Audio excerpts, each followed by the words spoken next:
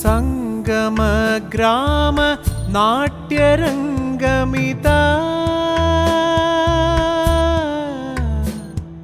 സംഗമഗ്രാമ നാട്യരംഗമിതാ ശതകാർത്ഥസംഗമം ആഘോഷിപ്പൂ തുംഗശോഭം തുംഗശോഭം സ്വാഗതം സ്വാഗതം സ്വാഗതം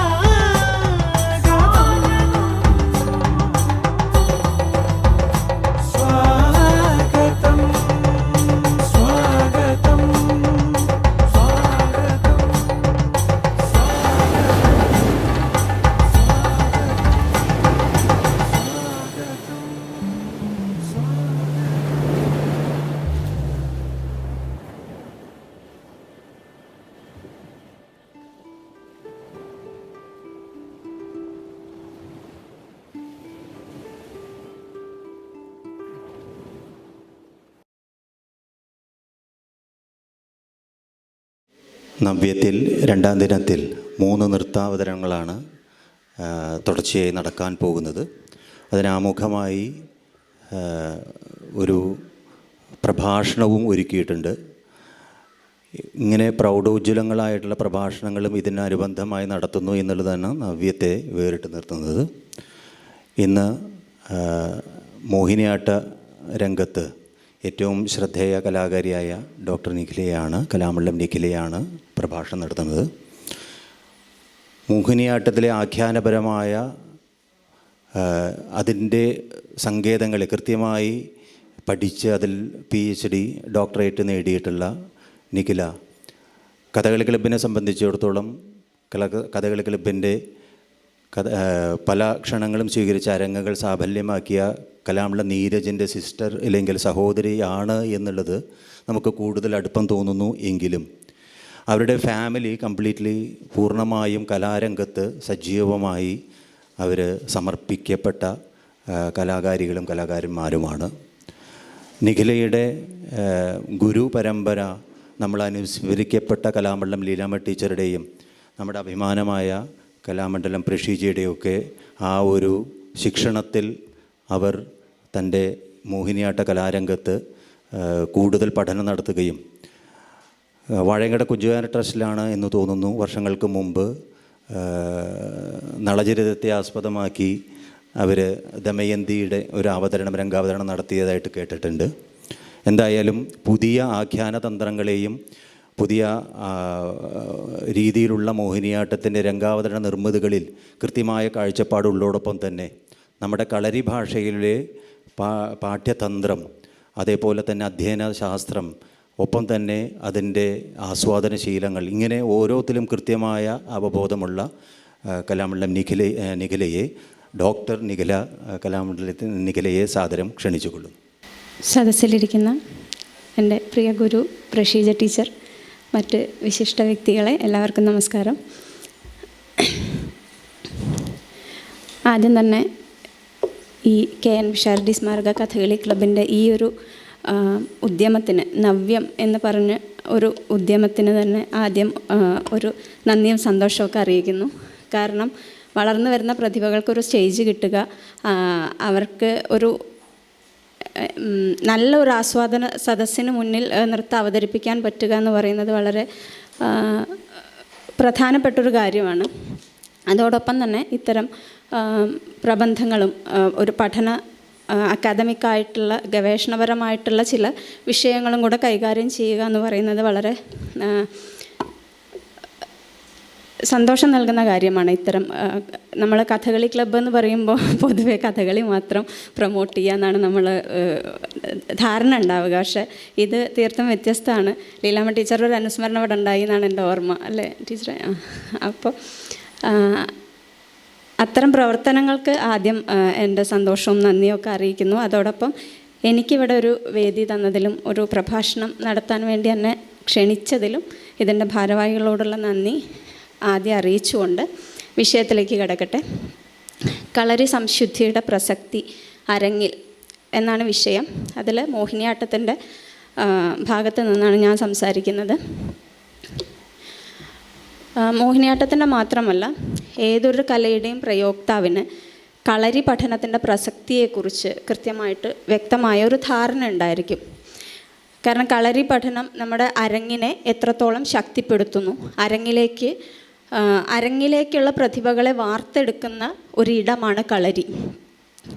ശിക്ഷണം, പഠനം, അഭ്യാസം, ഈ മൂന്നിൻ്റെയും ആകെത്തുകയാണ് കളരി എന്ന് പറയാം. ഇതിൻ്റെ ഒരു തുടർച്ചയായാണ് നാം വേദിയിലെത്തുന്നത്. അല്ലെങ്കിൽ ഈ ബോധന, പഠന, അഭ്യാസങ്ങളുടെ ഒരു ലക്ഷ്യം എന്ന് പറയുന്നത് വേദിയാണ്. വേദിയിലേക്ക് എത്താൻ വേണ്ടിയാണ് നമ്മളിത്ര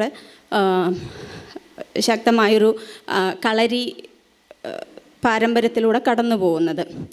അങ്ങനെ നോക്കുമ്പോൾ വേദിയും ഈ കളരിയുടെ ഒരു ഭാഗമാണെന്ന് പറയാം. കാരണം ഓരോ വേദിയിൽ നിന്നും നമുക്ക് കൂടുതലായി എന്തെങ്കിലും പഠിക്കാനുണ്ട്. ഓരോ വേദിയും പഠനത്തിൻ്റെ കൂടി ഭാഗമാണ്. അപ്പോൾ ശിക്ഷണം, പഠനം, അഭ്യാസം, അവതരണം, ഇത് നാലും പരസ്പരം ബന്ധപ്പെട്ട് കിടക്കുന്നവയാണ് എന്ന രീതിയിൽ സമീപിക്കുന്നതായിരിക്കും കുറച്ചുകൂടി നല്ലതെന്ന് തോന്നുന്നു.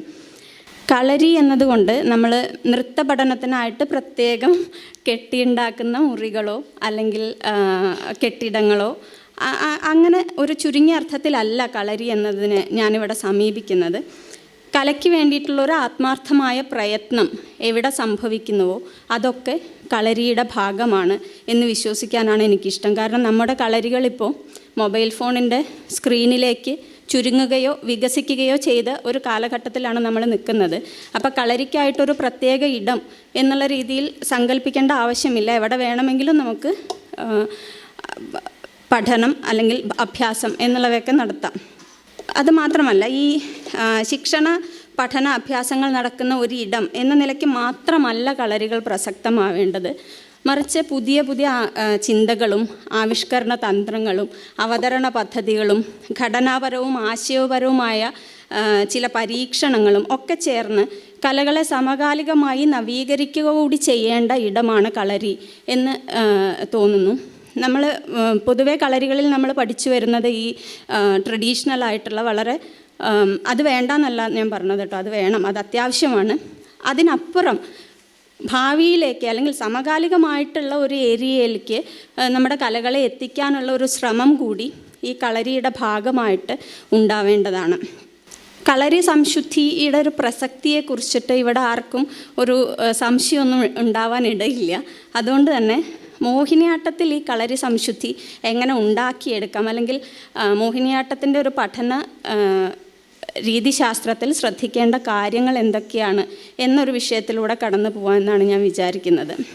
ഓരോ കലാരൂപത്തെയും നിർണയിക്കുന്നത് അല്ലെങ്കിൽ അതിനെ സവിശേഷമാക്കുന്നത്, അതിനെ മറ്റൊന്നിൽ നിന്ന് വേറിട്ട് കാണിക്കുന്നത് അതിൻ്റെ ചലന സമ്പ്രദായങ്ങളാണ്.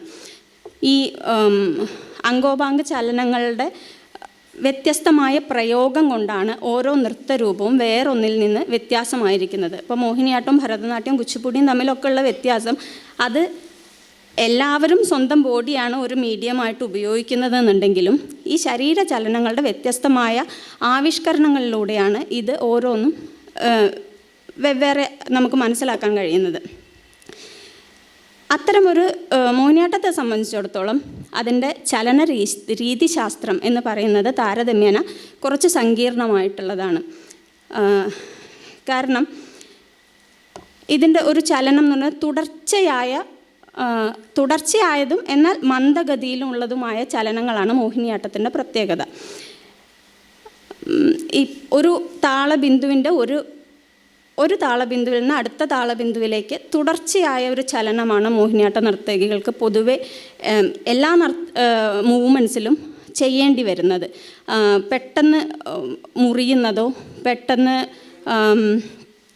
ഓരോ താളബിന്ദുവിൽ മാത്രമായിട്ട് ഒതുങ്ങുന്നതോ ആയിട്ടുള്ള അങ്ങനത്തെ ചലനങ്ങളല്ല, മറിച്ച് ഒരു തുടർച്ചയാണ്. ഒരു വ്യത്യസ്ത സ്ഥാനങ്ങളൊക്കെ നമ്മൾ ഉപയോഗിക്കുന്നുണ്ടെങ്കിലും അല്ലെങ്കിൽ പോസുകളൊക്കെ ഉപയോഗിക്കുന്നുണ്ടെങ്കിലും ഒരു പോസിൽ നിന്ന് അടുത്തൊരു പോസിലേക്ക് ഇടതടവില്ലാത്ത ഒരു ഒഴുക്ക് പോലെയുള്ളൊരു ചലനം എന്നുള്ളതാണ് മോഹിനിയാട്ട ചലനങ്ങളുടെ പ്രത്യേകത. മാത്രമല്ല അതിൻ്റെ ഏറ്റവും പ്രധാനപ്പെട്ട കാലം എന്ന് പറയുന്നത്, അതിനെ നിർണ്ണയിക്കുന്ന ഒരു കാലം എന്ന് പറയുന്നത് വിളംബകാലമാണ്. അപ്പം മന്ദഗതിയിൽ ഇത്തരം ചലനങ്ങൾ ശരീരത്തിൽ ഉണ്ടാക്കിയെടുക്കുക എന്നുള്ളത് താരതമ്യേന ബുദ്ധിമുട്ടുള്ള ഒരു കാര്യമാണ്. അപ്പോൾ ആ ചലന രീതിശാസ്ത്രത്തെ, ആ ചലന സമ്പ്രദായത്തെ വിദ്യാർത്ഥിയുടെ ശരീരത്തിലേക്ക് സ്വായത്തമാക്കുക അല്ലെങ്കിൽ വിദ്യാർത്ഥിയുടെ ശരീരത്തിലേക്ക് എത്തിക്കുക എന്നുള്ളതാണ് മോഹിനിയാട്ടത്തെ സംബന്ധിച്ചിടത്തോളം അതിൻ്റെ ആദ്യ പടി എന്ന് മാത്രമല്ല, ഏറ്റവും ചലഞ്ചിങ് ആയിട്ടുള്ള ഒരു ഘട്ടവും അതാണ്. മോഹിനിയാട്ടത്തിൻ്റെ ഈ ചലന സവിശേഷത ഒരാളുടെ ശരീരത്തിലേക്ക് സ്വാംശീകരിച്ചെടുക്കുക എന്നുള്ളത് അധ്യാപകരെ സംബന്ധിച്ചും വിദ്യാർത്ഥിയെ സംബന്ധിച്ചും ഒരുപോലെ വെല്ലുവിളിയായിട്ടുള്ള ഒരു ഘട്ടമാണ്. ഇതിന് നമ്മൾ പലപ്പോഴും മോഹിനിയാട്ടത്തിൻ്റെ തനതായ മൂവ്മെൻറ്റുകളാണ് ചുഴിപ്പുകൾ എന്ന് പറയുന്നത്. ആ ചുഴിപ്പുകൾ പ്രാക്ടീസ് ചെയ്യുകയാണ് പ്രധാനമായും ചെയ്യുന്നത് ഈ ഒരു ചലന രീതിശാസ്ത്രത്തിലേക്ക് എത്തിച്ചേരാൻ വേണ്ടിയിട്ട്. ചുഴിപ്പുകൾ, അതിനോട് ചേർന്ന് അടിസ്ഥാന അടവുകൾ, ഇതൊക്കെ പഠിച്ചാണ് ഈ ഒരു ചലന സമ്പ്രദായത്തിലേക്ക്, മോഹിനിയാട്ടത്തിൻ്റെ സവിശേഷമായ ഒരു മൂവ്മെൻറ്റ് പാറ്റേണിലേക്ക് പതുക്കെ നമ്മൾ എത്തിച്ചേരുന്നത്. ഇത് മാത്രമല്ല, ഇത്തരം ചലനങ്ങളുടെ സാങ്കേതികമായ സങ്കീർണതകൾ കാണുന്ന ഒരാൾക്ക് മനസ്സിലാവരുത്.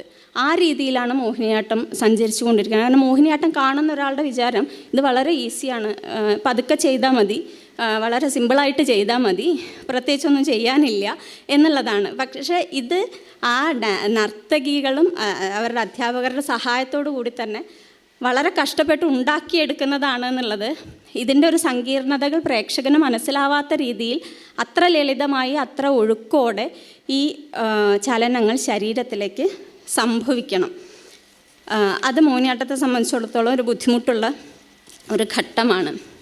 പിന്നെ അതിൻ്റെ ഇത് വരുന്നത് ഈ ചുഴിപ്പുകളും അടിസ്ഥാന അടവുകളും കൃത്യമായി പരിശീലിപ്പിക്കുക എന്നുള്ളതാണ് ഇതിൻ്റെ ഒരു അധ്യാപന ഭാഗത്ത് വരുന്ന. കാരണം ഓരോ ചുഴിപ്പും എങ്ങനെയാണ് മറ്റൊന്നിൽ നിന്ന് വ്യത്യാസമാവുന്നത്, ഓരോ അടവുകളും എങ്ങനെയാണ് മറ്റൊന്നിൽ നിന്ന് വ്യത്യാസമാവുന്നത്, ഓരോ സ്ഥാനങ്ങൾ, മുദ്രകൾ പിടിക്കുന്ന പാദങ്ങൾ വയ്ക്കുന്ന ഓരോ സ്ഥാനങ്ങളും ഒന്നിൽ നിന്ന് മറ്റൊന്ന് എങ്ങനെ വ്യത്യാസമാവുന്നു എന്നുള്ളത് കൃത്യമായി വിശദമാക്കി വ്യക്തമാക്കി കൊടുക്കണം. ഈ ചലനങ്ങളിലൊക്കെ വരുന്ന സൂക്ഷ്മമായ വ്യത്യാസം പോലും അടവുകൾക്ക് മാറ്റം സംഭവിക്കും. ചലനങ്ങളിൽ മാത്രമല്ല, നമ്മൾ മുദ്ര പിടിക്കുന്ന സ്ഥാനത്തിലുള്ള ചെറിയ ചെറിയ വ്യത്യാസങ്ങൾ പോലും അടവുകളെ ബാധിക്കും.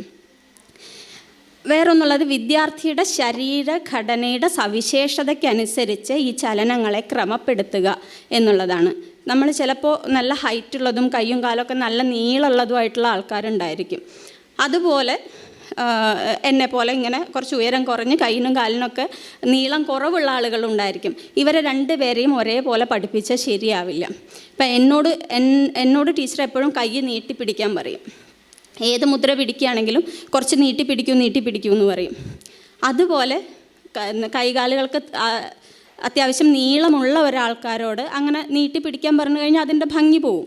അപ്പോൾ ഓരോരുത്തരുടെയും ശരീരഘടനയ്ക്കനുസരിച്ച് ഈ ചലനങ്ങളെ ക്രമപ്പെടുത്തുക എന്നുള്ളതും കളരിയിൽ സംഭവിക്കേണ്ടതാണ്. മറ്റൊന്ന്, ഓരോ അടവിൻ്റെയും ഡീകൺസ്ട്രക്ഷൻ നടത്തുക എന്നുള്ളതാണ്. ഡീകൺസ്ട്രക്ഷൻ എന്ന് പറഞ്ഞാൽ ഓരോ അടവിൻ്റെയും ഘടകങ്ങളായിട്ട് വേർതിരിക്കുക. അതിൻ്റെ കടിഭേദം എന്താണ്, നമ്മുടെ പാർശ്വഭേദം എന്താണ്, കൈയിൻ്റെ സ്ഥാനം എന്താണ്, കൈ എങ്ങനെയാണ് പിടിച്ചിട്ടുള്ളത്, ഇത്തരത്തിൽ ഓരോ അടവുകളുടെയും ഡീകൺസ്ട്രക്ഷൻ നടത്തുക.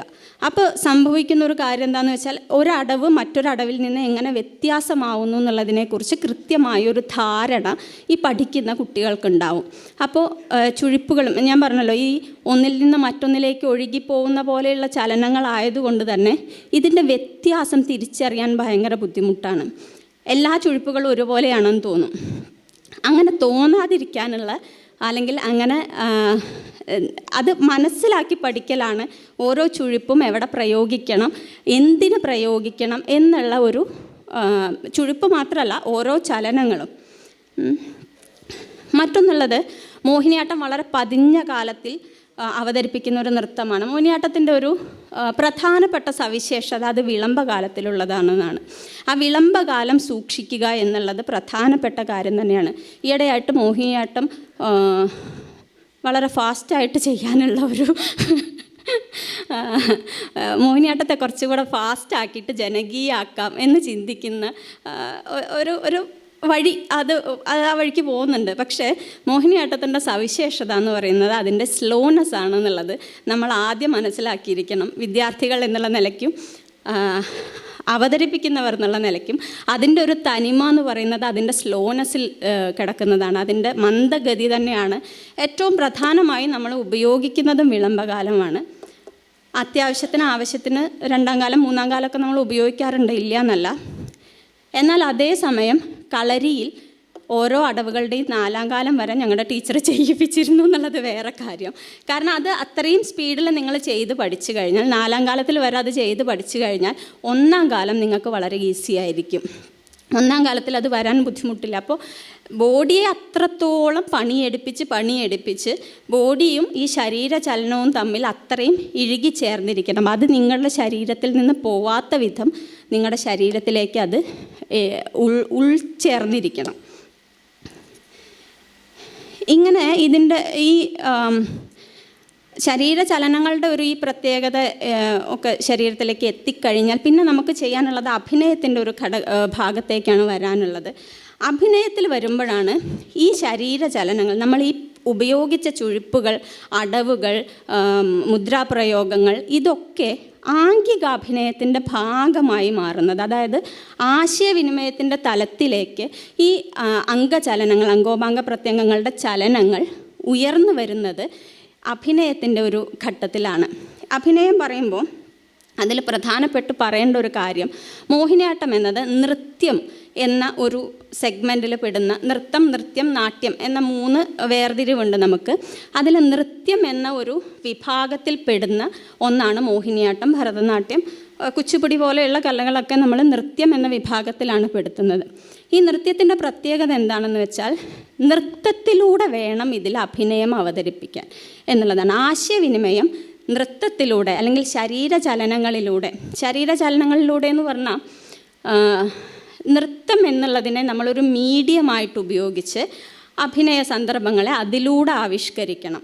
ഇപ്പം നമുക്ക് അഭിനയിക്കുമ്പോൾ നമുക്ക് പ്രത്യേകിച്ച് അടവുകളൊന്നും എടുക്കാതെ ഒരു ഭാഗത്തിരുന്ന് ജസ്റ്റ് നടന്ന് അല്ലെങ്കിൽ മുന്നിലോട്ടോ പിന്നിലോട്ടോ സൈഡിലോട്ടോ ഒക്കെ നടന്ന് അഭിനയം ചെയ്യാം. അങ്ങനെയുള്ള കലാരൂപങ്ങളുണ്ട്. ഇപ്പം നങ്ങ്യാർകൂത്ത് പോലെയുള്ളൊരു കലാരൂപത്തിന് ഓടി നടന്ന് നമ്മൾ അഭിനയിക്കില്ല. ഒരു ഭാഗത്തിരുന്ന് അത്യാവശ്യം വേണ്ട ചലനങ്ങൾ മാത്രം കൊടുത്ത് അഭിനയിക്കുന്നതാണ്.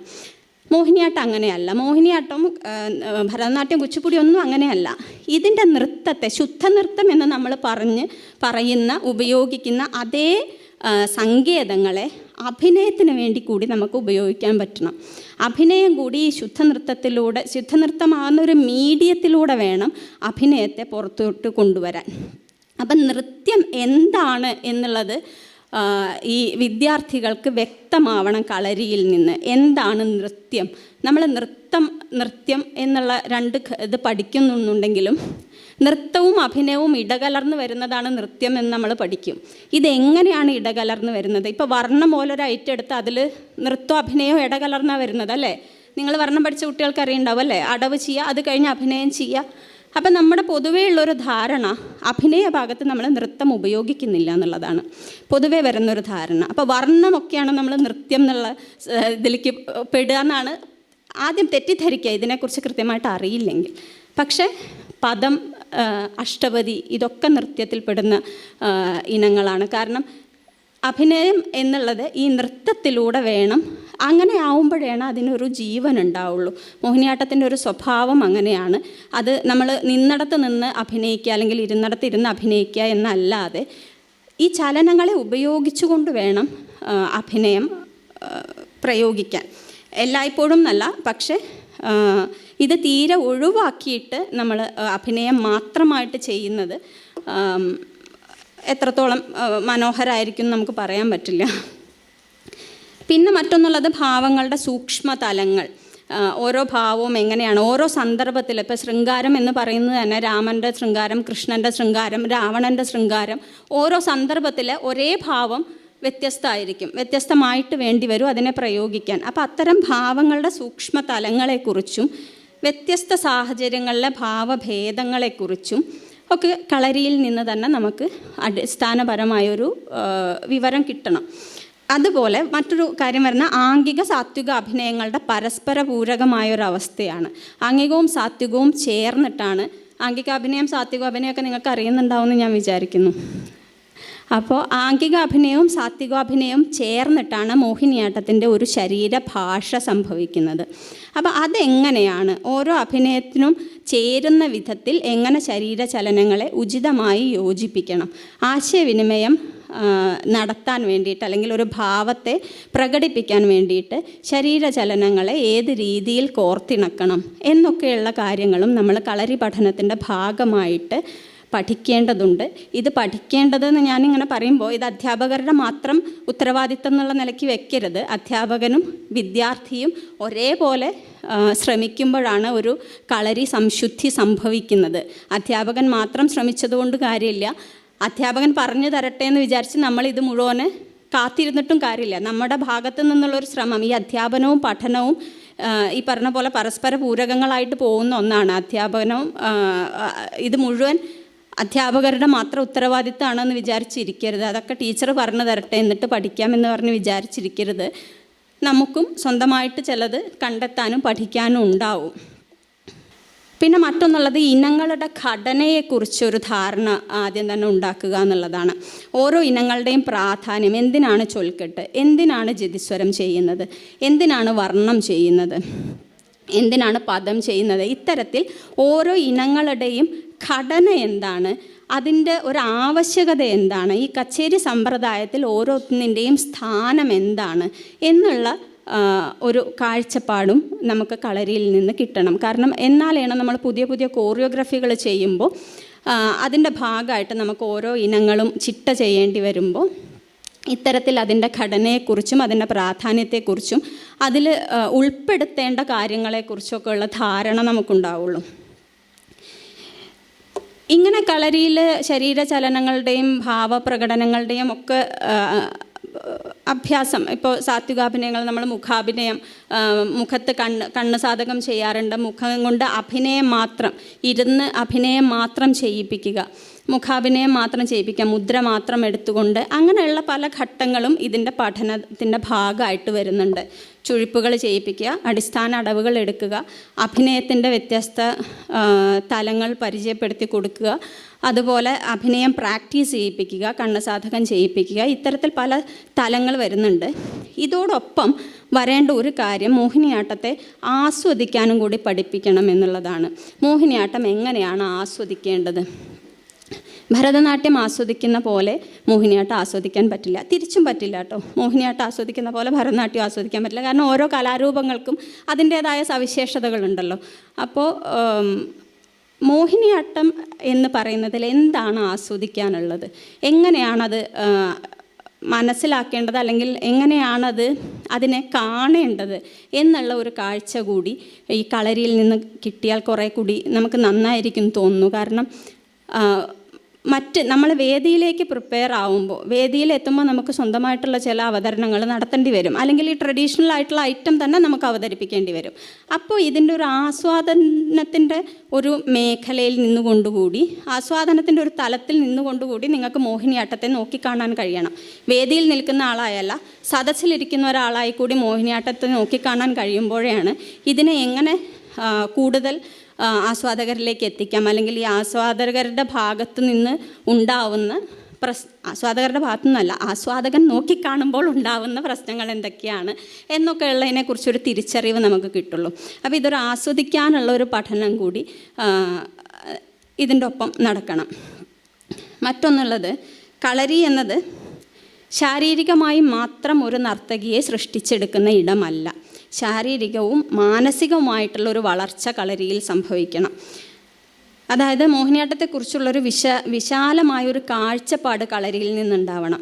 ഏത് കലകൾക്കും എന്ന പോലെ മോഹിനിയാട്ടത്തിനും ശൈലീഭേദങ്ങളുണ്ട്, വ്യത്യസ്ത ശൈലികളുണ്ട്. കലാമണ്ഡലത്തിലൊരു ശൈലിയുണ്ട്, കല്യാണിക്കുട്ടിയമ്മ ടീച്ചറൊരു ശൈലിയുണ്ട്.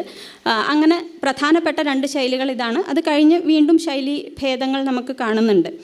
അപ്പോൾ ഈ ശൈലീഭേദങ്ങളൊക്കെ മോഹിനിയാട്ടത്തിൻ്റെ ഭാഗമായിട്ട് ഉൾക്കൊള്ളാനുള്ള ഒരു വിശാലമായ കാഴ്ചപ്പാട് നമ്മുടെ നർത്തകികൾക്ക് ഉണ്ടാവണം എന്നുള്ളതാണ് വേറൊരു പ്രധാനപ്പെട്ട കാര്യം. കാരണം ഇതൊക്കെ ശൈലി വ്യത്യാസം ഉണ്ടെന്നുണ്ടെങ്കിലും ഇതൊക്കെ മോഹിനിയാട്ടത്തിൻ്റെ ഭാഗമാണ്.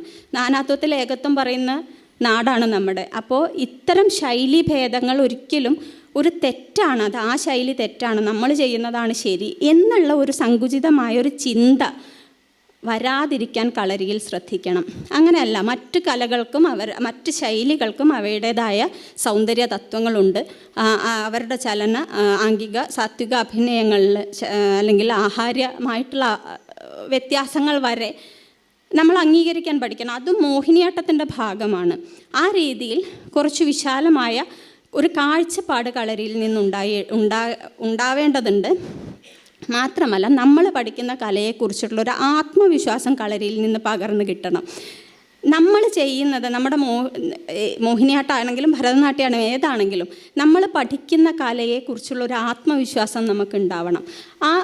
ആ കല ഒട്ടും താഴെയല്ല, അല്ലെങ്കിൽ ആസ്വാദകരുടെ എണ്ണം വെച്ചോ അല്ലെങ്കിൽ ഉപരിപ്ലവമായ ചില അഭിപ്രായങ്ങളെ മുൻനിർത്തിയോ നമ്മൾ നമ്മുടെ കലയെ വിലയിരുത്താൻ പറ്റില്ല. നമ്മുടെ കലയ്ക്ക് അതിൻ്റേതായ സവിശേഷതകളോ സൗന്ദര്യവും ഉണ്ട്. അത് ആസ്വദിക്കാൻ പറ്റുന്നവർ അത് ആസ്വദിക്കും. ആ രീതിയിൽ വേണം നമ്മൾ ഏത് കലയും മുന്നോട്ട് കൊണ്ടുപോകാൻ.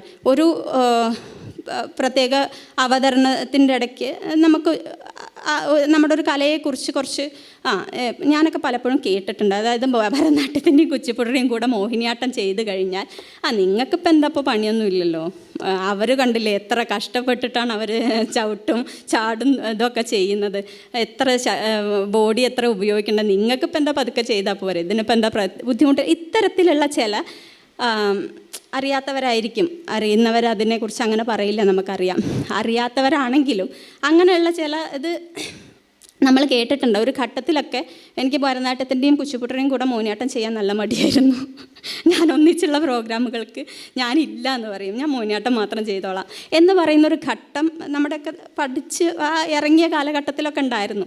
പിന്നെയാണ് നമ്മളിതിൻ്റെ സൗന്ദര്യ തലങ്ങളെക്കുറിച്ചും അതിൻ്റെ അവതരണത്തിൻ്റെ സവിശേഷതകളെക്കുറിച്ചൊക്കെ തിരിച്ചറിയുന്നത്. നമ്മളതിൽ ആത്മവിശ്വാസത്തോടെ അതിനെ രംഗത്ത് അവതരിപ്പിക്കാൻ തുടങ്ങുന്നത് അതിന് ശേഷമാണ്. അപ്പോൾ ആ രീതിയിൽ നമുക്ക് കളരിയിൽ നിന്ന് തന്നെ നമ്മൾ പഠിക്കുമ്പോൾ തന്നെ ഈ ഒരു ആത്മവിശ്വാസം കിട്ടണം. സത്യം പറഞ്ഞാൽ അപ്പം തന്നെ നമുക്ക് വേദിയിൽ എത്തുമ്പോൾ ഒരു ധൈര്യം ഉണ്ടായിരിക്കും. ഇനി ഇതൊക്കെ ഈ ഞാൻ പറഞ്ഞ അധ്യാപനവും പഠനവും ഒന്നിച്ചു പോകുന്നത് കൊണ്ട് തന്നെ ഇത് ചേർത്ത് പറയാം. ഞാൻ രണ്ടായിട്ട് പറയുന്നില്ല. പിന്നെ വിരസമായ മെയ്യഭ്യാസങ്ങൾ എന്ന നിലയ്ക്കല്ലാതെ ശരീരചലനങ്ങളുടെ സൗന്ദര്യശാസ്ത്രപരമായ തലങ്ങളെ കണ്ടെത്തി പഠിക്കാൻ ശ്രമിക്കണം. നമ്മളെപ്പോഴും എന്തിനു വേണ്ടിയിട്ടാണ് ഈ ചുഴിപ്പുകൾ എടുക്കുന്നത്, എന്തിനു വേണ്ടിയിട്ടാണ് ഈ അടിസ്ഥാന അടവുകൾ ചെയ്യുന്നത് എന്നറിയാതെയാണ് ഒരു പക്ഷേ അത് പഠിക്കാൻ തുടങ്ങുന്ന ഒരു പ്രായത്തിൽ ഇതിനെ മുഴുവനായിട്ട് മനസ്സിലാക്കി കൊടുക്കാൻ പറ്റിക്കൊള്ളണമെന്നില്ല. പക്ഷെ എന്നാലും പഠനം പുരോഗമിക്കുന്നതിനോടൊപ്പം ഇതിൻ്റെ സൗന്ദര്യശാസ്ത്രപരമായ ഒരു തലങ്ങളെ കൂടി ഈ പാഠ്യപദ്ധതിയുടെ ഭാഗമാക്കിയാലാണ് കുട്ടികൾക്കിത് കുറച്ചുകൂടി ആസ്വദിച്ച് വിദ്യാർത്ഥികൾക്ക് ഇതിൻ്റെ ഒരു ആവശ്യം എന്താണ്, ഇതിൻ്റെ ഒരു പ്രാധാന്യം എന്താണെന്നൊക്കെ തിരിച്ചറിഞ്ഞ് ഈ ചലനങ്ങളെ നമുക്ക് ചലനങ്ങളായാലും ഭാവാഭിനയമായാലും ഇതിനെ നമുക്ക് മനസ്സിലാക്കാൻ കഴിയുള്ളൂ. എന്തിനാണ് നമ്മൾ ഈ പുരിക ഇളക്കി പഠിക്കുന്നത്, അല്ലെങ്കിൽ എന്തിനാണ് കണ്ണ് സാധകം ചെയ്യുന്നത്, മെയ്യുറപ്പടവുകൾ അല്ലെങ്കിൽ ചുഴിപ്പുകൾ ഒക്കെ ചെയ്യുന്നത് എന്തിനാണ് എന്നുള്ളത് തുടക്കത്തിൽ മനസ്സിലായില്ലെങ്കിലും പയ്യെ അതിൻ്റെ ഒരു ആവശ്യകതയെക്കുറിച്ചും അതിൻ്റെ ഒരു സൗന്ദര്യശാസ്ത്രപരമായ ഒരു തലത്തെക്കുറിച്ചും കുട്ടിക്ക് കളരിയിൽ നിന്ന് തന്നെ ഒരു ധാരണ ഉണ്ടാവണം. മറ്റൊന്നുള്ളത് കാഴ്ചയും കേൾവിയും എന്നുള്ളതാണ്. കാഴ്ചയും കേൾവിയും പഠനത്തിൻ്റെ ഭാഗമാണ്. കാഴ്ച എന്ന് പറഞ്ഞാൽ നമ്മൾ വ്യത്യസ്തമായ കലാരൂപങ്ങൾ, ഒന്നുമില്ലെങ്കിൽ നമ്മൾ പഠിക്കുന്ന കലാരൂപങ്ങളെങ്കിലും പലരുടെയും കാണണം. കാരണം ഓരോരുത്തരും ഇതിനെ എങ്ങനെയാണ് സമീപിക്കുന്നത്, ഓരോരുത്തരും ഓരോ വിഷയത്തെ എങ്ങനെയാണ് കൈകാര്യം ചെയ്യുന്നത്, എങ്ങനെയാണ് ഒരു ആശയത്തെ ബാഹ്യവൽക്കരിക്കുന്നത് എന്നുള്ളതിനെക്കുറിച്ചൊക്കെ ഒരു ധാരണ ഉണ്ടാവാൻ. അത് അതേപടി പകർത്താൻ എന്നല്ല ഞാൻ പറയുന്നത്, അനുകരിക്കാൻ വേണ്ടിയിട്ടല്ല. പക്ഷേ വ്യത്യസ്ത രീതിയിൽ ഓരോ വിഷയത്തെയും ഓരോരുത്തരും കൈകാര്യം ചെയ്യുന്നത് എങ്ങനെയാണ്. ഒരേ പദം തന്നെ പലരും കളിച്ച് നമ്മൾ കാണുന്നുണ്ട്. ചിലത് നമുക്കിഷ്ടാവും, ചിലത് നമുക്കിഷ്ടാവില്ല. അപ്പോൾ ഇത്തരത്തിൽ ഈ കാഴ്ച എന്നുള്ളതും പഠനത്തിൻ്റെ ഭാഗമാണ്. അതുപോലെ കേൾവി എന്നുള്ളതും. ഈ സംഗീതത്തിൻ്റെ അകമ്പടിയോട് കൂടിയാണ് നമ്മളിത് ചെയ്യുന്നത്. അപ്പോൾ സംഗീതം എന്നുള്ളത് നിരന്തരമായി നമ്മൾ ചെയ്യുന്നൊരു ഇനത്തിൻ്റെ സംഗീതം കേട്ടുകൊണ്ടിരിക്കുക എന്നുള്ളതും പ്രധാനമാണ്. ആ സംഗീതത്തിൻ്റെ കൂടി സാധ്യതകളെ നൃത്തത്തിലേക്ക് സമന്വയിപ്പിക്കാൻ അപ്പോഴേ നമുക്ക് കഴിയുള്ളൂ. പിന്നൊന്ന് വരുന്നത് അഭ്യാസം എന്നത് ആവർത്തിച്ചുറപ്പിക്കലാണ്. നമ്മൾ പഠിച്ച ഒരു ഇനത്തെ വീണ്ടും വീണ്ടും ചെയ്ത് അത് മനസ്സിലും ശരീരത്തിലും ഉറപ്പിക്കലാണ് അഭ്യാസം കൊണ്ട് സാധ്യമാവുന്നത്. ഇപ്പോൾ ഒരു അടവോ ഒരു അഭിനയ മുഹൂർത്തമോ ഇങ്ങനെയാണ് ചെയ്യേണ്ടത് എന്ന് നമുക്കൊരു ബോധ്യം ഉണ്ടാവും ചിലപ്പോൾ. അതുകൊണ്ട് മാത്രം ഇത് ശരീരത്തിൽ വരില്ല. ഈ അടവ് ഇങ്ങനെയാണ് ചെയ്യേണ്ടത്, ഈ കൈ ഇങ്ങനെയാണ് കൊണ്ടുവരേണ്ടത്, ഇങ്ങനെയാണ് പിടിക്കേണ്ടത് എന്നുള്ളതിനെക്കുറിച്ച് നമുക്ക് ബോധ്യം ഉണ്ടായിരിക്കും. ഈ അടവ് ഇങ്ങനെയാണ് ചെയ്യേണ്ടത്, പക്ഷെ അത് നിങ്ങളുടെ ശരീരത്തിൽ വരില്ല. അഭ്യാസമില്ലെങ്കിൽ അത് നിങ്ങളുടെ ശരീരത്തിൽ വേണ്ട പോലെ വേണ്ട സമയത്ത് വരില്ല. അപ്പോൾ അഭ്യാസം എന്നുള്ളത് നമ്മൾ പഠിച്ചതുകൊണ്ട് കാര്യമില്ല. ഈ പഠിച്ചതിനെയൊക്കെ നിരന്തരം ചെയ്ത് ശരീരത്തിലും മനസ്സിലും ഉറപ്പിച്ചാൽ മാത്രമേ അത് അവതരണത്തിൽ നമുക്കതിനെ വളരെ ഈസിയായി, അതായത് നമ്മളിപ്പോൾ അവതരണം നടത്തുമ്പോൾ ഓരോ അടവും ഇന്ന സ്ഥാനത്താണ് തുടങ്ങുന്നത്, ഇന്നിടത്താണ് അവസാനിപ്പിക്കുന്നത്, ഇന്ന വഴിയിലൂടെയാണ് ഈ കൈ പോകുന്നത്, ശരീരം പോകുന്നത് എന്നുള്ള സാങ്കേതികമായ ഈ കാര്യങ്ങളെ ഒന്നും മനസ്സിൽ വെച്ചുകൊണ്ടല്ല നമ്മൾ രംഗാവതരണം നടത്തുന്നത്. രംഗാവതരണം നടത്തുമ്പോൾ ഇത് സ്വാഭാവികമായി നമ്മുടെ ശരീരത്തിൽ വരണം. ആ അടവെടുക്കുമ്പോൾ കൃത്യസ്ഥാനത്ത് നിന്ന് തുടങ്ങുന്ന കൃത്യമായ വഴിയിലൂടെ സഞ്ചരിക്കണം, കൃത്യമായ സ്ഥാനത്ത് അവസാനിക്കണം. ഇത് നമ്മൾ ബോധപൂർവം ചെയ്യുന്നതല്ല പലപ്പോഴും അരങ്ങുകളിൽ. ഇത് സംഭവിക്കുന്നതാണ്. ഇത് നമ്മുടെ ശരീരത്തിൽ ഓൾറെഡി ഉണ്ടായതുകൊണ്ട് അതങ്ങനെ സംഭവിക്കും. നമുക്കിത് ഓർത്തെടുത്ത് ഓരോ അടവുകളും ചെയ്യേണ്ട ആവശ്യമില്ല. അങ്ങനെ ആവശ്യമില്ലാത്ത രീതിയിൽ വരണം. അതിന് വേണ്ടിയിട്ടാണ് നമ്മൾ അഭ്യാസം ചെയ്യുന്നത്. ഇപ്പോൾ ചില മാജിക്കൊക്കെ ചെയ്യുമ്പോൾ കണ്ടിട്ടില്ല, ആ മാജിക്കിൻ്റെ ട്രിക്കിനെ കുറിച്ച് നമുക്ക് അറിയുന്നുണ്ടാവും. ഇപ്പോൾ മാജിക്കിൻ്റെ ട്രിക്കുകളൊക്കെ ഇഷ്ടംപോലെ യൂട്യൂബിൽ നമുക്ക് കാണാൻ പറ്റും. പക്ഷെ നമുക്കത് ചെയ്യാൻ പറ്റുമോ? ഇല്ല. അതായി അവരുടെ കൈവേഗവും അവരുടെ അഭ്യാസവും കൊണ്ട് അവരുണ്ടാക്കിയെടുത്ത ഒരു സിദ്ധിയാണത്. അതിൻ്റെ ട്രിക്ക് അറിഞ്ഞത് കൊണ്ട് മാത്രം നിങ്ങൾക്ക് മാജിക് ചെയ്യാൻ പറ്റില്ല. അതുപോലെയാണ് മോഹിനിയാട്ടം ഇങ്ങനെയാണ് ചെയ്യേണ്ടത്, അല്ലെങ്കിൽ ഏത് കലാരൂപമായാലും അത് ഇങ്ങനെയാണ് ചെയ്യേണ്ടതെന്ന് അറിഞ്ഞത് കൊണ്ട് മാത്രം നിങ്ങൾക്കത് ചെയ്യാൻ പറ്റില്ല. അത് ചെയ്ത് ചെയ്ത് നിങ്ങളുടെ ശരീരത്തിൽ ബോധപൂർവമല്ലാതെ തന്നെ അത് വരുന്ന ഒരവസ്ഥയിലേക്ക് എത്തണം. ഇങ്ങനെ നിരന്തരമായ അഭ്യാസത്തിലൂടെ നമ്മൾ ശരീരത്തിലേക്ക് അതിനെ സ്വായത്തമാക്കിയാൽ ബോധപൂർവം അല്ലെങ്കിൽ പോലും ആവശ്യ സമയത്ത് അത് ശരീരത്തിൽ വന്നുകൊള്ളും. മറ്റൊന്നുള്ളത്, അഭ്യാസം എന്നുള്ളത് ഈ പറഞ്ഞ പോലെ ശാരീരികമായി മാത്രം സംഭവിക്കേണ്ട ഒന്നല്ല, മാനസികമായി കൂടി ഒരു അഭ്യാസം നമ്മൾ നടത്തേണ്ടതുണ്ട്. എപ്പോഴും നിങ്ങളുടെ കലാരൂപത്തെക്കുറിച്ച്, എപ്പോഴും എന്ന് പറഞ്ഞാൽ ത്രൂ ഔട്ട് ഒരു ദിവസം 24 മണിക്കൂറും ചിന്തിക്കണം എന്നല്ല, കലാരൂപത്തെക്കുറിച്ച് ചിന്തിച്ചുകൊണ്ടിരിക്കുക, അതിൻ്റെ ഒരു അപ്ഡേഷനെ കുറിച്ച് ആലോചിക്കുക. അല്ലെങ്കിൽ ഈ കാഴ്ച നമ്മൾ മറ്റു കലാരൂപങ്ങൾ കാണുമ്പോഴോ കേൾക്കുമ്പോഴോ ഒക്കെ ഈ നമ്മുടെ ഒരു കലാരൂപമായിട്ട് ബന്ധപ്പെട്ടിട്ടുള്ള ചില കാര്യങ്ങൾ എപ്പോഴും നമ്മുടെ ചിന്തയിലേക്ക് കടന്നു വരിക. ബൗദ്ധികമായ ഒരു അഭ്യാസം കൂടി നമ്മൾ ഇതിൻ്റെ ഭാഗമായിട്ട് ചെയ്യേണ്ടതുണ്ട്. അതായത് ഈ കലയിൽ എന്തൊക്കെ അപ്ഡേഷൻസ് വരുത്താം, എങ്ങനെ അതിനെ ഒരു സമകാലികമാക്കി മാറ്റാം, അല്ലെങ്കിൽ ഭാവിയിൽ ഇനി ഏത് രീതിയിൽ ഇതിനെ ഒന്ന് പരിഷ്കരിക്കേണ്ടതുണ്ട്.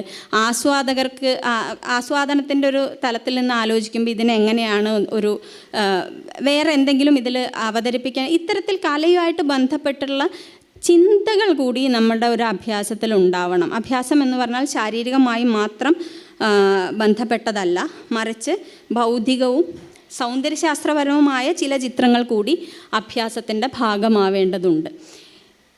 ഇതൊക്കെ കൂടിച്ചേരുമ്പോൾ ഈ അഭ്യാസം എന്ന് പറയുന്നത് ശരിക്കും പറഞ്ഞാൽ നമ്മുടെ ഒരു ധ്യാനമാണ്. നാം സ്വയം പാകപ്പെടുത്തിയെടുക്കുന്നത് ഈ അഭ്യാസത്തിലൂടെയാണ്.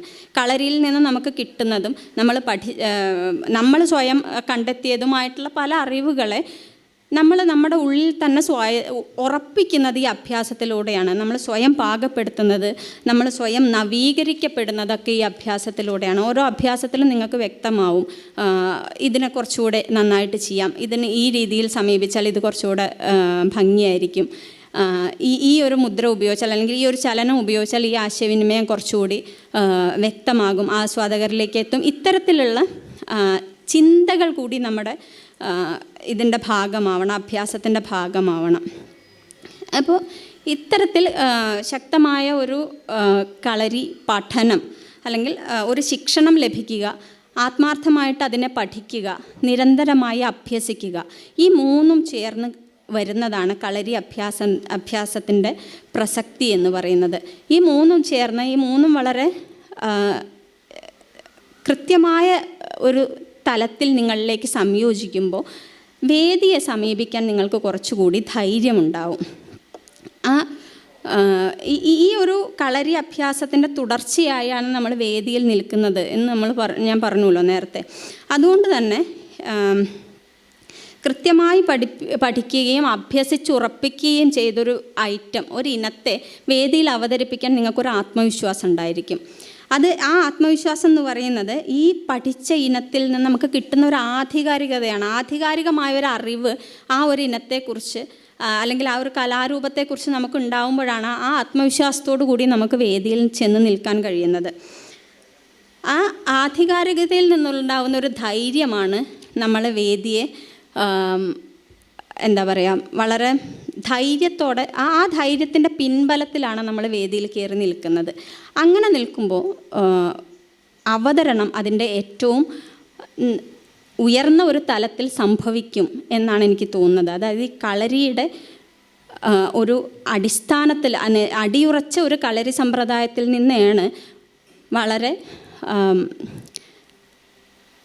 ഭംഗിയുള്ള അല്ലെങ്കിൽ മനോഹരമായ എന്നൊക്കെ നമുക്ക് പറയാവുന്ന ശ്രേഷ്ഠമായ ഒരു അരങ്ങ് നമ്മൾക്ക് കൊണ്ടുവരാൻ പറ്റുകയുള്ളൂ.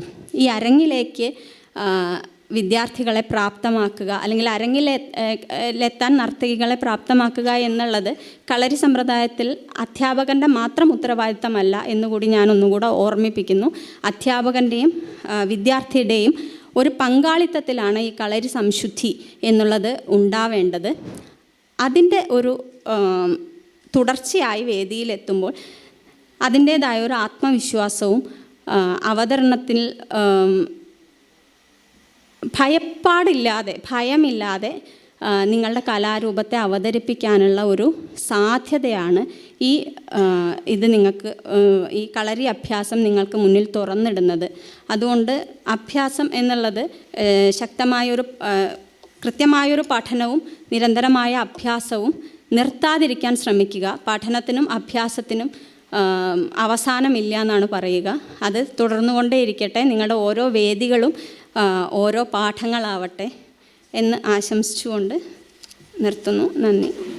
ഇത്രയും നേരം കളരിയുടെയും അതിൻ്റെ അധ്യയന ശാസ്ത്രത്തെയും കളരിയുടെ പ്രത്യേകതകളെയും പ്രാധാന്യത്തെയും പ്രയോക്താക്കളിൽ മാത്രമല്ല ആസ്വാദകരിലും കാഴ്ചശീലങ്ങളിലും കളരിയുമായി എങ്ങനെ ബന്ധിപ്പിച്ച് നിൽക്കുന്നു എന്നുള്ള ഈ ഒരു പ്രബന്ധാവതരണം മോഹിനിയാട്ട രംഗത്ത് മാത്രമല്ല കലാസ്വാദകരുടെ ഇടയിലും പുതിയ അറിവുകളിൽ വെളിച്ചം വീശുമെന്ന് വിശ്വസിച്ചുകൊണ്ട് കഥകളി ക്ലബിൻ്റെ ഈ നവ്യത്തിൻ്റെ 2ാം ദിനത്തിലെ ആദ്യ പ്രഭാഷണത്തിന് ശേഷം അവരെ ആദരിക്കുന്നതിനേക്കായിട്ട് പ്രസിഡൻറ്റ് അനിയമംഗലശ്ശേരിയെ സാദരം ക്ഷണിച്ചുകൊള്ളുന്നു.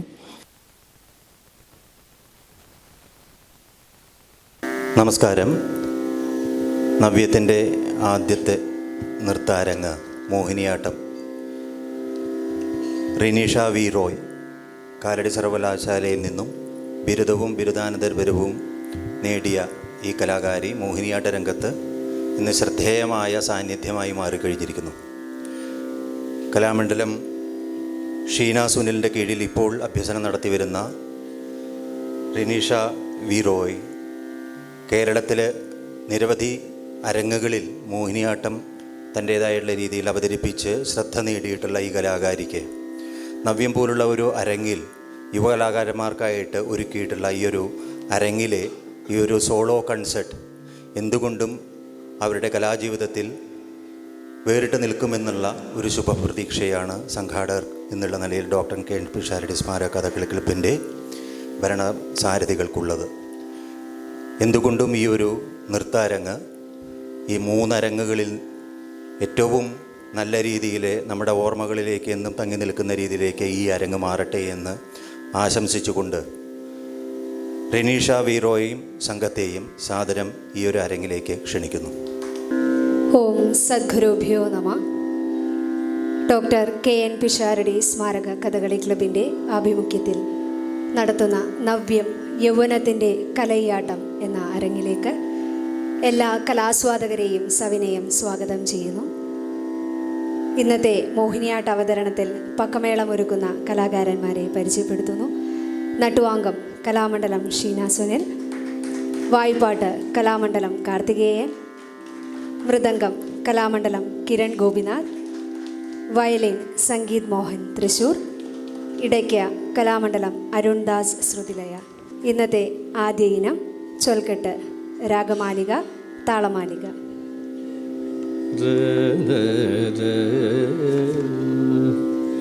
ഗജാനനം ഭൂതഗണാതിസേവിതം കവിത്തജംബൂഫലസാര ഭക്ഷിതം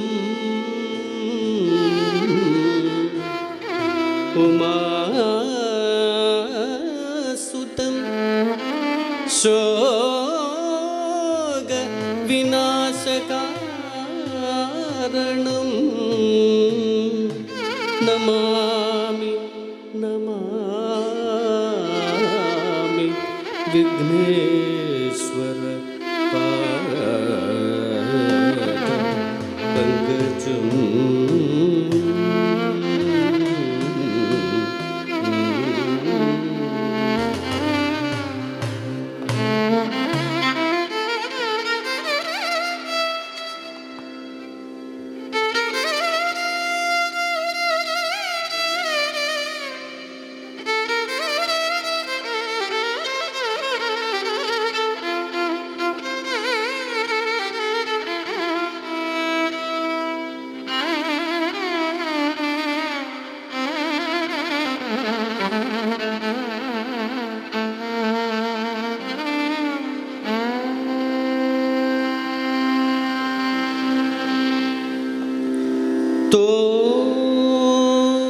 തോംത കീടത്തിഗേ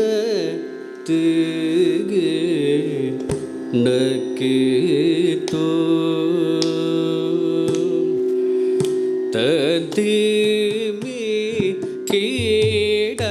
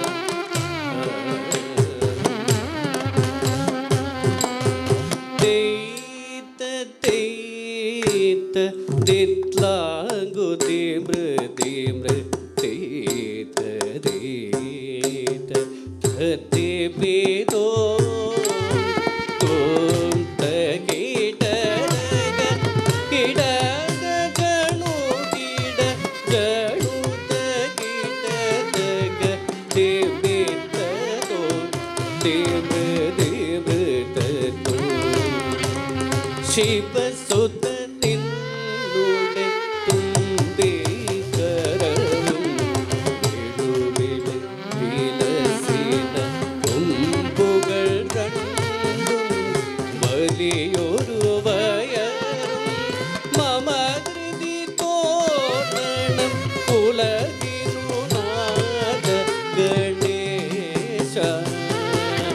ജയ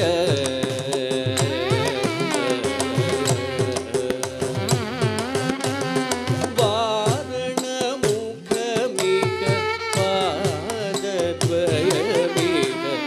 ആരണസുരമുനി സേവിതനോടു പൂരണം എന്നുടെ ദുരിതം കളവാൻ അരുളുക ദേവ ഗണേശ ജയ തേയ്ത തേയ്ത തിത്ലാഗുതി ഹൃദീത തേയ്ത അതിമിതോ തോം തഗീത തക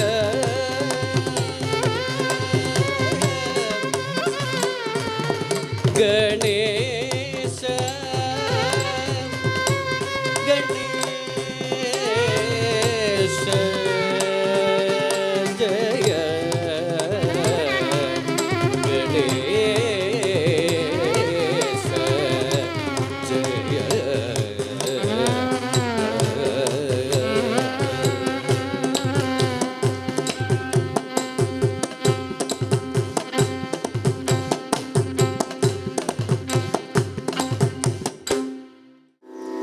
അടുത്തതായി ഈ രംഗത്ത് വർണ്ണമാണ്. വൃഷാലി. സാരാംശം: ദ്രോണപർവം കഴിഞ്ഞ് കുരുക്ഷേത്ര ഭൂമിയിൽ ഇരവാനും ഘടോത്കചനും അഭിമന്യുവും അപമൃതരായി. കർണപർവം തുടങ്ങുകയായി. യുദ്ധഭൂമിയിലേക്ക് യാത്ര തിരിക്കും മുൻപ് കർണൻ വൃഷാലിയോട് യാത്ര ചോദിക്കുന്നു. തൻ്റെ ഭർത്താവ് അജയ്യനാണെന്നറിയാമെങ്കിലും ആജന്മഭൂഷകൾ ദാനമായി നൽകിയതും പരശുരാമ ശാപവും അമ്മയ്ക്ക് നൽകിയ വാഗ്ദാനവും ഓർത്ത് അവൾ വിലപിക്കുന്നു. കർണൻ വൃഷാലിയെ സമാധാനിപ്പിച്ചു. ഇനി ഒരുപക്ഷെ മരണം സംഭവിച്ചാൽ കരയരുതെന്നും കർണൻ പറഞ്ഞു. ദീർഘസുമംഗലിയായിരിക്കുമെന്ന് അവൾക്ക് ഉറപ്പു നൽകി കർണൻ യാത്രയായി. തൻ്റെ പ്രിയതമൻ യുദ്ധഭൂമിയിലേക്ക് പോകുമ്പോൾ വൃഷാലി അവരുടെ ആദ്യ സമാഗമവും പരിണയവും എല്ലാം ഓർക്കുന്നു. കർണൻ്റെ അവസാന വാക്കുകൾ കൃഷ്ണനോട് തൻ്റെ ജഡം മണ്ണിൽ സംസ്കരിക്കപ്പെടരുത്, ഒരു പാറപ്പുറത്ത് വേണം ചിതയൊരുക്കാൻ, ഇനിയും ഇതുപോലൊരു ജന്മം ഉണ്ടാവരുത്. മകൻ ചിത്രസേനൻ എല്ലാത്തിനും ദൃക്സാക്ഷിയായി രഥചക്രമുയർത്താൻ ശ്രമിച്ച് മൃതനായി കിടക്കുന്ന അച്ഛനെ കണ്ട് വിലപിക്കുന്നു. അമ്മയുടെ സമീപമെത്തി കാര്യങ്ങൾ ധരിപ്പിക്കുന്നു വൃഷാലി. ആർത്തനാദമുത്തോടെ കർണൻ്റെ സവിധത്തിലേക്ക് യാത്രയായി. കർണൻ്റെ ജഡം അഗ്നിയിൽ എരിയുന്നു. കർണൻ്റെ അന്ത്യാഭിലാഷം ഇവിടെ നിറവേറ്റപ്പെടുകയാണ്. വൃഷാലി കണ്ണീർ തുടച്ചുകൊണ്ട് കർണൻ്റെ ചിതയിലേക്ക് അവൾ സുമംഗലിയായി. വേദിയിൽ വൃഷാലി. എഴുതിയത് കലാമണ്ഡലം ഗണേശൻ സർ, ചിട്ടപ്പെടുത്തിയത് ഗുരു കലാമണ്ഡലം ഷീന സുനിൽ. വൃഷാലി.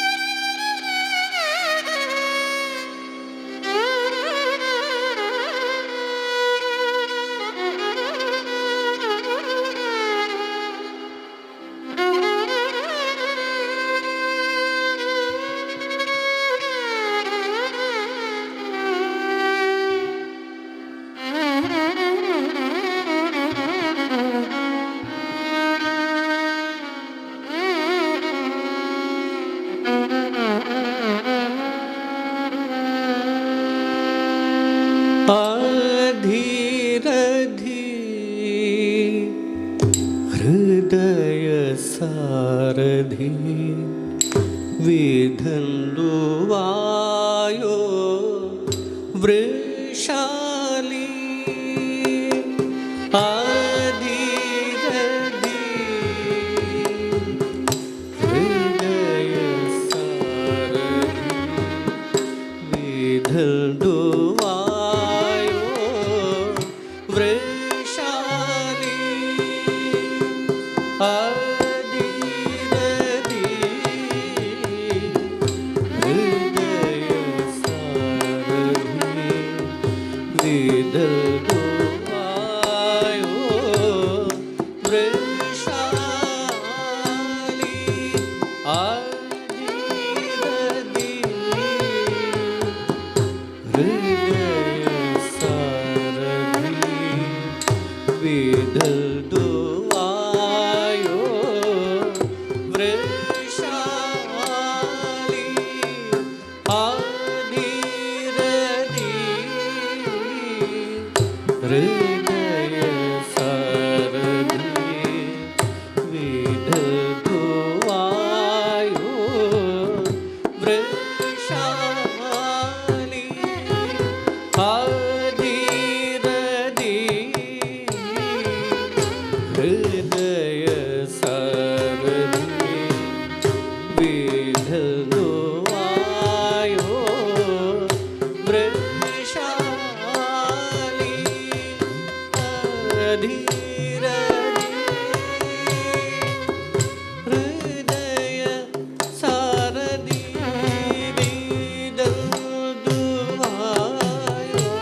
വിധന്തുവായോ വൃഷാലി ആദിരതി ഹൃദയ സാരഥി വിധന്തുവായോ വൃഷാലി ആദിരതി ഹൃദയ സാരഥി വിധന്തുവായോ വൃഷാലി ആദിരതി ഹൃദയ സാരഥി വിധന്തുവായോ വൃഷാലി ആദിരതി ഹൃദയ സാരഥി വിധന്തുവായോ വൃഷാലി ആദിരതി ഹൃദയ സാരഥി വിധന്തുവായോ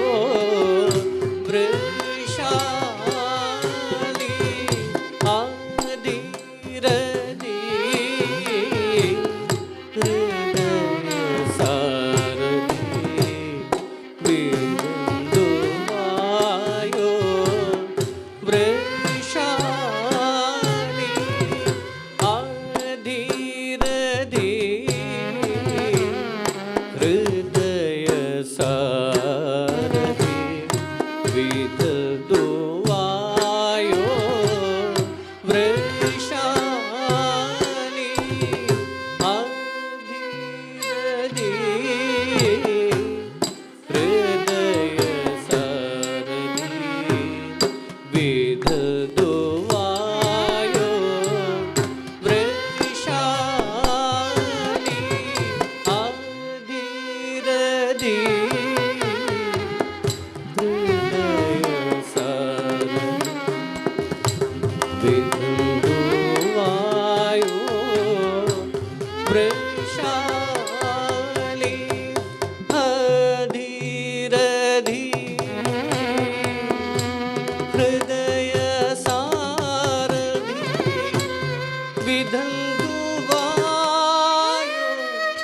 വൃഷാലി ആദിരതി ഹൃദയ സാരഥി വിധന്തുവായോ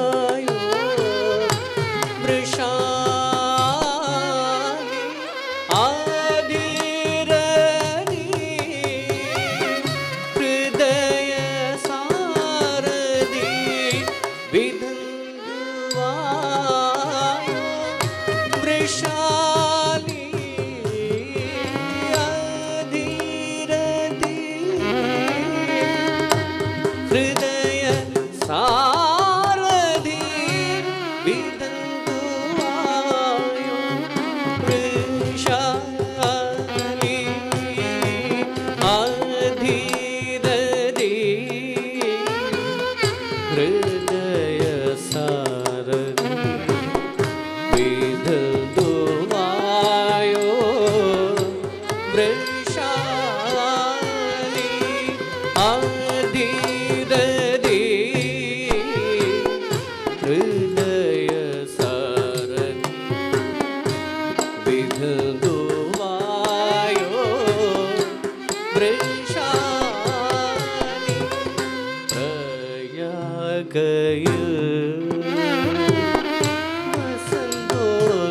വസന്തോത്സവനാൾ പ്രണയിതയായ ഞാൻ ആദ്യ സംഗമ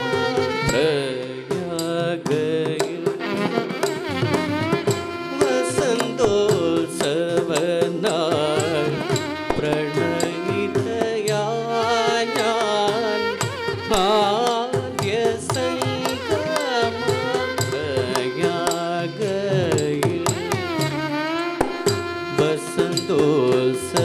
വസന്തോത്സവനാൾ പ്രണയിതയായ ഞാൻ ആദ്യ സംഗമ പ്രയാഗയിൽ വസന്തോത്സവനാൾ പ്രണയിതയായ ഞാൻ ആദ്യ സംഗമ പ്രയാഗയിൽ വസന്തോത്സവനാൾ പ്രണയിതയായ ഞാൻ ആദ്യ സംഗമ പ്രയാഗയിൽ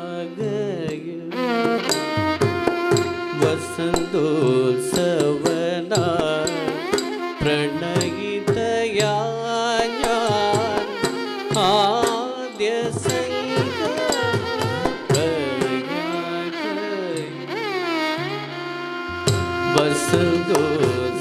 വസന്തോത്സവനാൾ പ്രണയിതയായ ഞാൻ ആദ്യ സംഗമ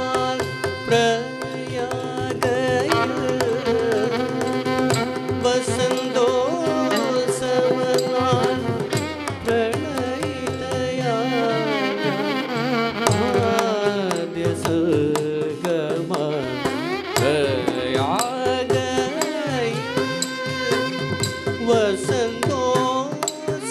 വസന്തോത്സവനാൾ പ്രണയിതയായ ഞാൻ ആദ്യ സംഗമ പ്രയാഗയിൽ വസന്തോത്സവനാൾ പ്രണയിതയായ ഞാൻ ആദ്യ സംഗമ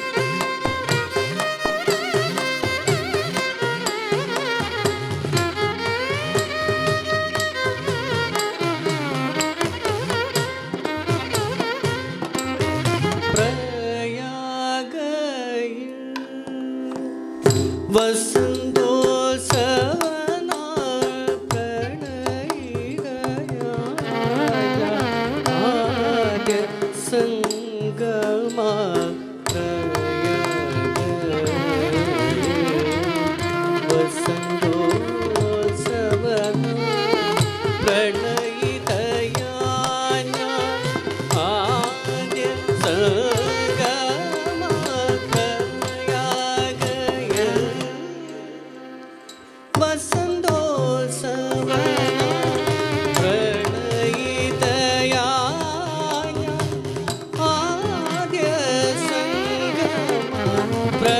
സംഗമപ്രയാഗയ വസന്തോത്സവ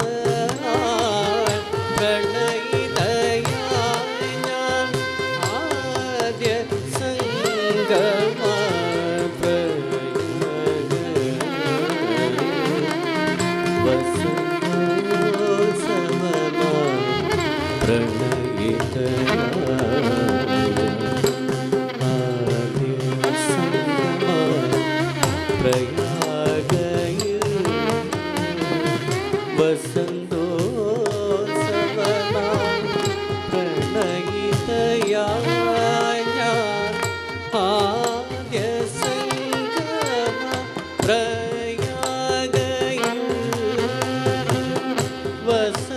സംഗമ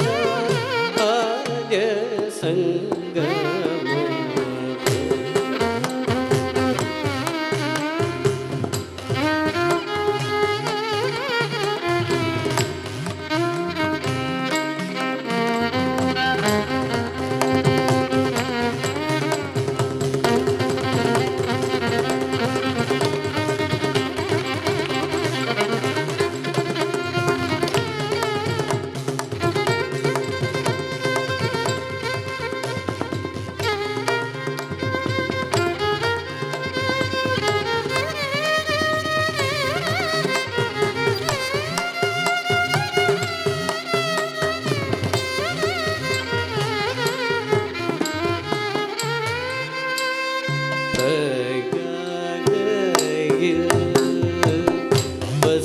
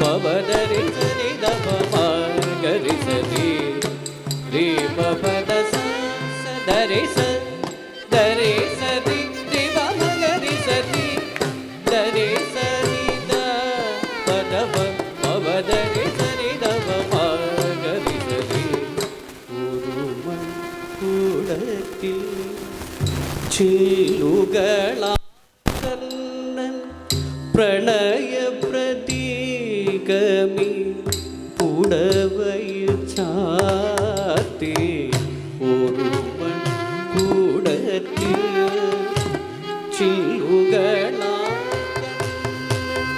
പ്രണയ പ്രതീക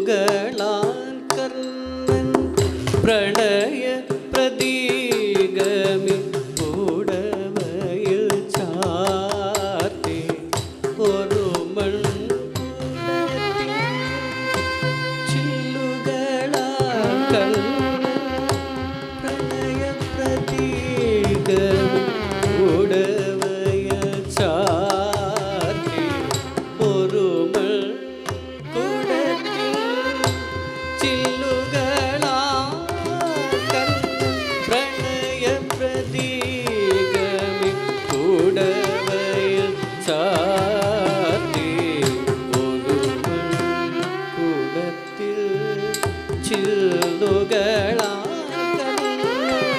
പ്രണയ പ്രതീകമി ഉടവയിൽ ചാർത്തി ഒരു മൺകുടത്തിൽ ചില്ലുകളാൽ കർണൻ പ്രണയ പ്രതീകമി ഉടവയിൽ ചാർത്തി കാപട്യമില്ലാത്ത പ്രണയത്തിൻ ചിത തന്നിൽ പ്രാപിക്കുവാൻ മന്ത്രബോധമോ മാനസം ആധീരധീ ഹൃദയ സാരഥി വിഹഗുവായോ വൃഷാലി ആധീരധീ ഹൃദയ സാരഥി ഹൃദയ സാരഥി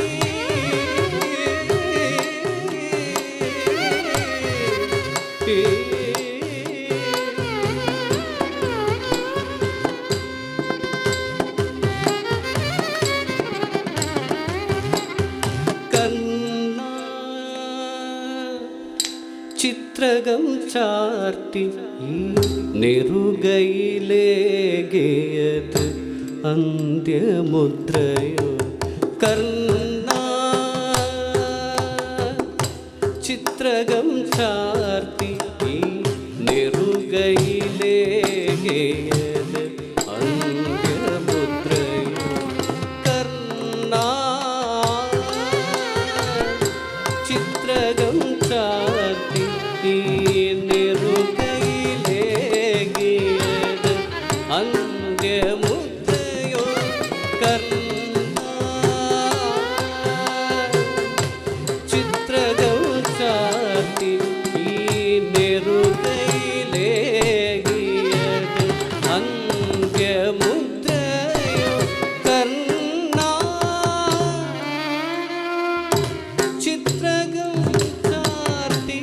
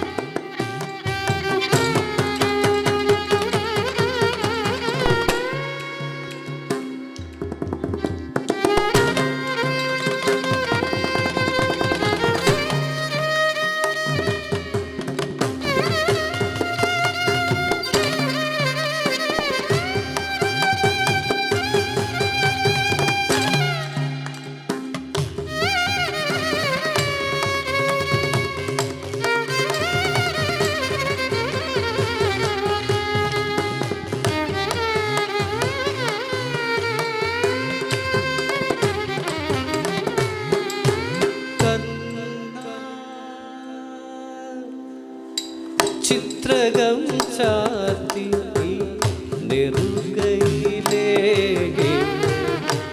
അന്ത്യമുദ്ര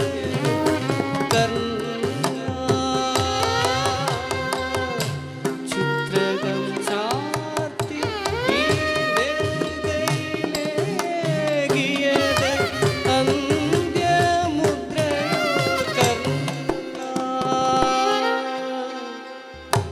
ചിത്രകം ചാർത്തി നെറുകയിലേകിയത് അന്ത്യമുദ്രയോ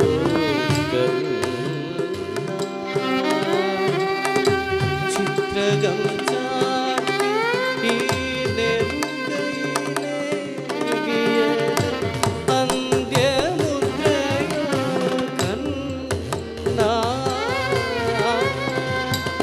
ചിത്രകം ചാർത്തി നെറുകയിലേകിയത് അന്ത്യമുദ്രയോ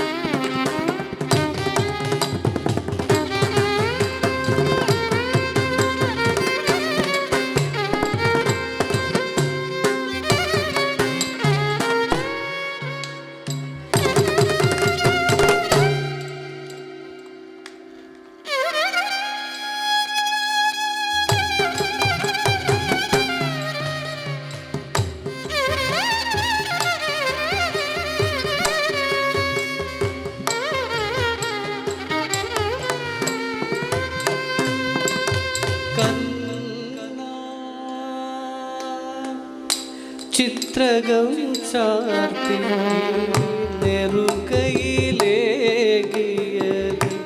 അന്ത്യമുദ്ര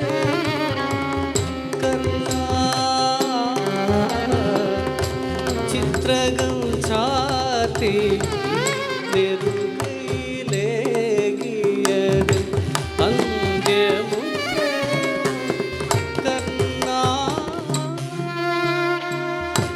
ചിത്രകം ചാർത്തി നെറുകയിലേകിയത്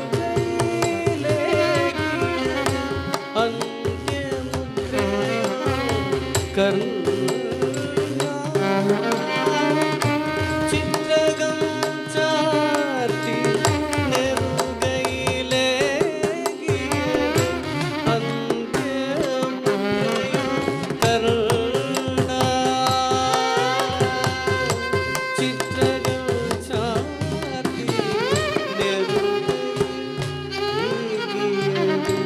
അന്ത്യമുദ്ര കരുണ. ചിത്രകം ചാർത്തി നെറുകയിലേകിയത് അന്ത്യമുദ്ര കരുണ. ചിത്രകം ചാർത്തി നെറുകയിലേകിയത് അന്ത്യമുദ്രയും കരുണ.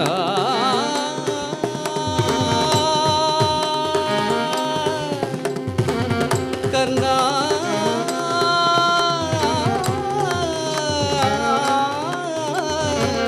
കരുണ.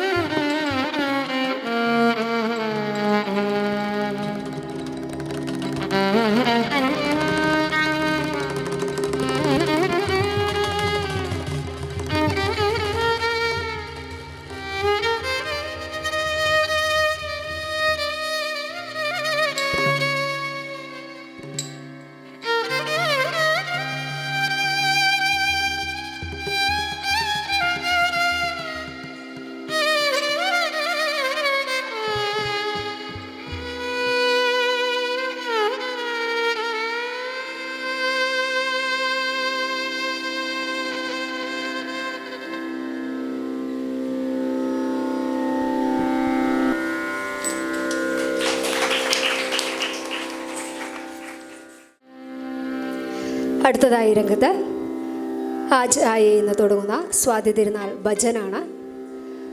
Choreography Kalamandalam Leelamma teacher. ഭജൻ.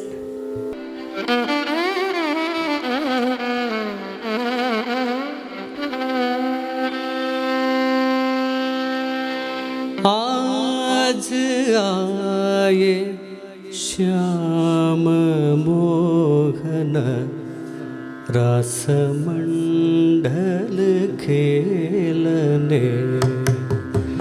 आज आए श्याम मोहन रासमंडल खेलने.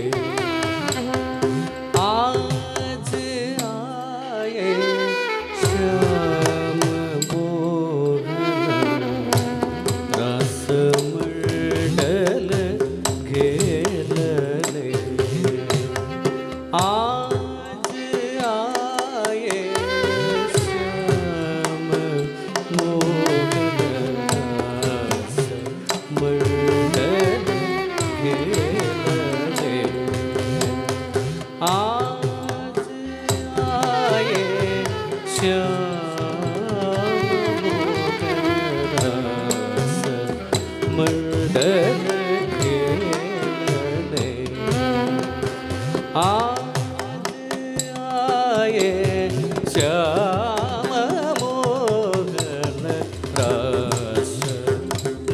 मूडल खेलने आज आए श्याम मोहन रस मूडलने आज आए श्याम मोहन रास मर्दन घेरने आज आए श्याम मोहन रास मंडन घेरने आज आए श्याम मोहन रास मंडन आज आए श्याम मोहन रास मंडन घेरने आज आए श्याम मोहन रास मंडन घेरने आज आए श्याम मोहन रास मंडन घेरने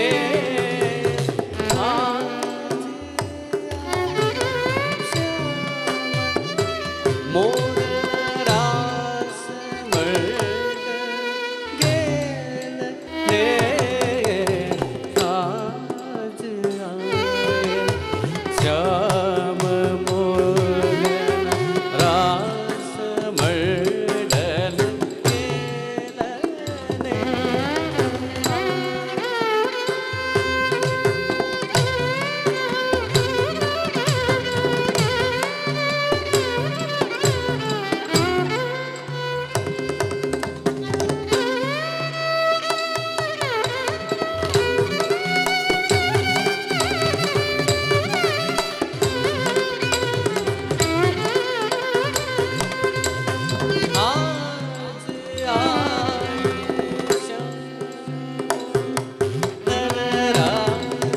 मंडन घेरने आज आए श्याम रास मंडन घेरने आज श्याम रास मंडन घेरने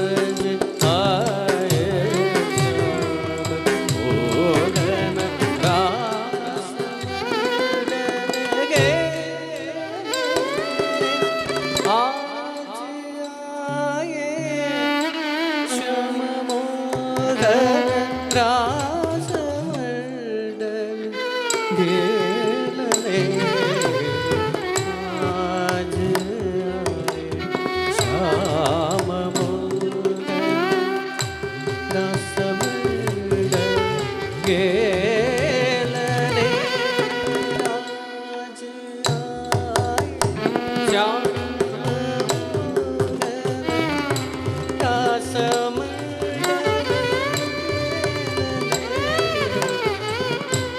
बांसुरी की धुनक आओ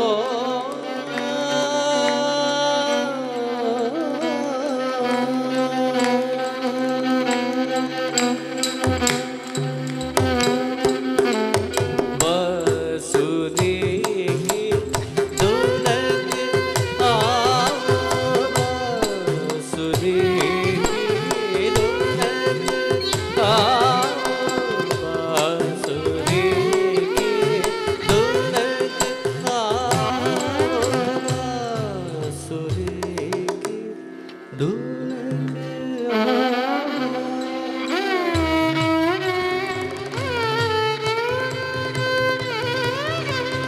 बांसुरी की धुनक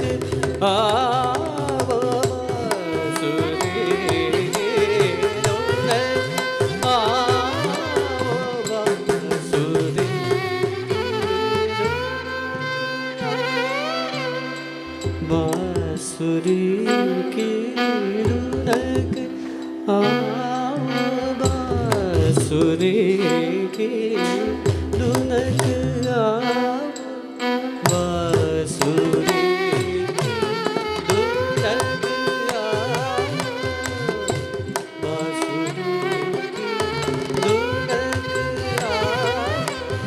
बांसुरी की धुनक आवो तान तन तन तुम तनो बाज ताल मृदंग के बाज ताल मृदंग के दुकुडु तकिड तक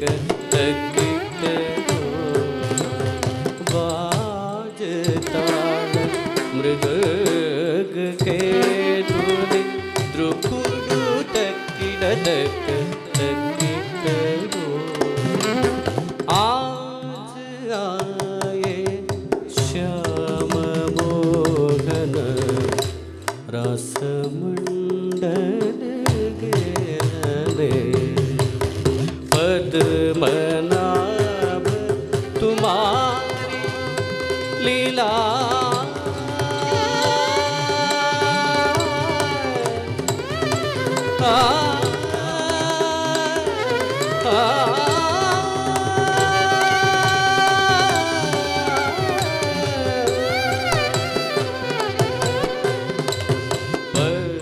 पद्मनाभ तुम्हारी लीला पद्मनाभ तुम्हारी लीला पद्मनाभ तुम्हारी लीला पद्मनाभ तुम्हारी लीला क्या कहो मैं सारो पद्मनाभ तुम्हारी लीला क्या कहो मैं सारो ताप संकट हरण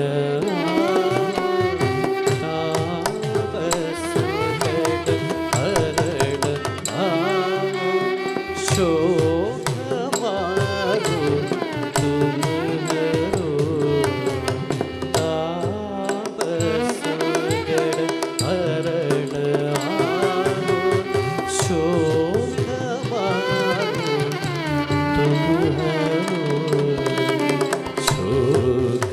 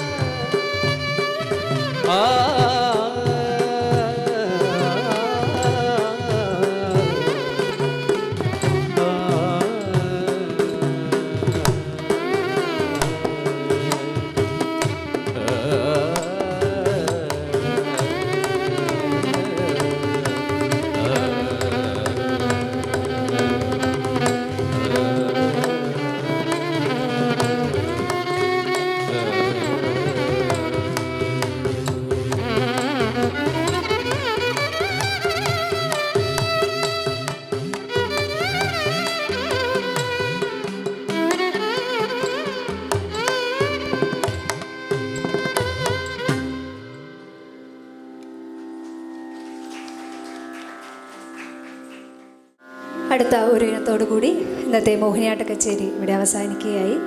ഇന്നിവിടെ പക്കമേളമൊരുക്കിയ കലാകാരന്മാരെ ഒന്നുകൂടെ പരിചയപ്പെടുത്തുകയാണ്. നട്ടുവാങ്കം കലാമണ്ഡലം ഷീന സുനിൽ, വായ്പാട്ട് കലാമണ്ഡലം കാർത്തികേയൻ, മൃദംഗം കലാമണ്ഡലം കിരൺ ഗോപിനാഥ്, വയലിൻ സംഗീത് മോഹൻ തൃശൂർ, ഇടയ്ക്ക കലാമണ്ഡലം അരുൺദാസ് ശ്രുതിലയ. ഇന്ന് ഡോക്ടർ KN പിഷാരടി സ്മാരക കഥകളി ക്ലബിൻ്റെ ആഭിമുഖ്യത്തിൽ അരങ്ങേറിയ നവ്യം എന്ന പരിപാടിയിൽ എൻ്റെ ഈ മോഹിനിയാട്ട കച്ചേരിക്ക് അവസരം തന്ന ഇതിലെ കമ്മിറ്റി ഭാരവാഹികളോടുള്ള നന്ദി അറിയിക്കുകയാണ്. പ്രത്യേകിച്ച് നമ്പീശൻ സാറിനോടും എന്നെ ഇതിലേക്ക് നോമിനേറ്റ് ചെയ്ത അക്ഷര ചേച്ചിയോടും നന്ദി അറിയിക്കുകയാണ്. അതോടൊപ്പം നല്ല രീതിയിൽ ശബ്ദവും വെളിച്ചവും തന്ന സഹായിച്ച ലൈറ്റ് ആൻഡ് സൗണ്ടിനോടും നന്ദി അറിയിക്കുന്നു. ഇന്നത്തെ ചമയം ശ്രീ വിജീഷ് ഇരിങ്ങാലക്കുട ചേട്ടനോടുള്ള നന്ദിയും അറിയിക്കുകയാണ്.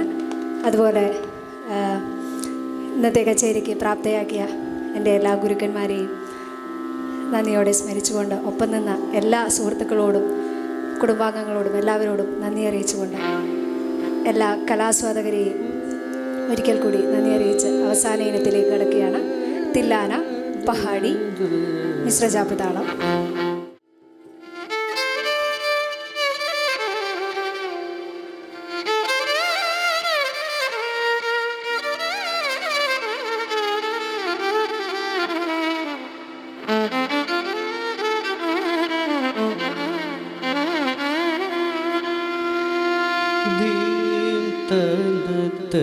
ധീം തന തന ധീരനാ ധീരനാ ധീരനാ തരീം തന തരീം തന തന ധീരനാ ധീരനാ ധീരനാ തരീം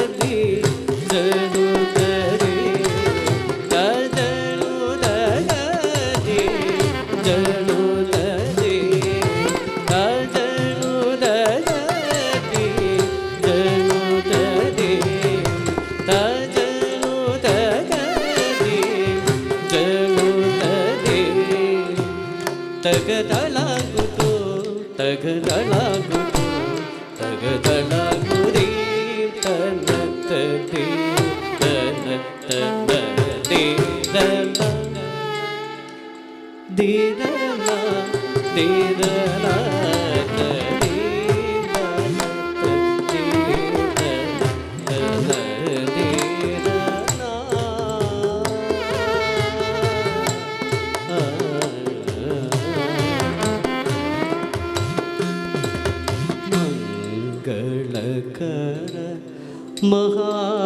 महादेव शंकर शंभो भव भयहर गंगाधर गौरी पदे पंकज माधो बचावी मंगलकर महादेव शंकर शंभो भव भयहर गंगाधर गौरी पदे पंकज माधो बचावी गा गा गा पावे गा गा गा पगरी रे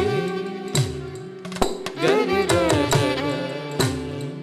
सरपद सरि गरि पगरि सरि गा गा गा पगरि रे गरि ग सदपद सरि गरि पगरि सरि गा गा गा गा गा पगरि रे रे रे गरि ग सदपद सरि गरि पगरि तदि किनरुदि तगिडदि तदि किनरुदि तगिडदि तदि किनरुदि तगिडदि तगत दीतन दीरना दीरना दीरना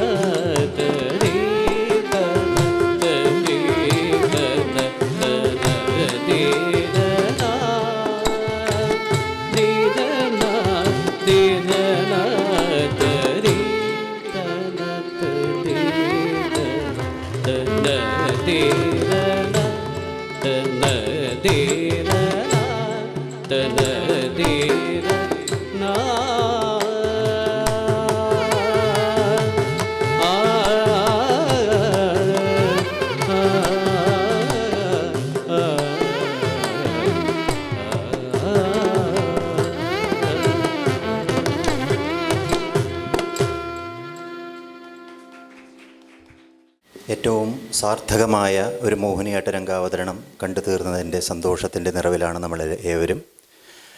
ഈ ഒരു രംഗാവതരണം സാധ്യമാക്കിയ റെനീഷ വി റോയിയുടെ പഠനവും അഭ്യാസനവും ഒപ്പം രംഗാവതരണവും നടത്തി മോഹിനിയാട്ട സദസ്സിൽ ഇന്നത്തെ ആസ്വാദക ഹൃദയങ്ങളിൽ വലിയൊരു ഭാവിക്ക് പ്രതീക്ഷ നൽകുന്ന രീതിയിലുള്ള രംഗാവതരണമായി എന്ന് തന്നെയാണ് പ്രേക്ഷകരുടെ ഭാഗത്തു നിന്നുള്ള ഒരു ആസ്വാദകൻ്റെ ആയ രീതിയിൽ മനസ്സിൽ നിറഞ്ഞു നിൽക്കുന്നത്.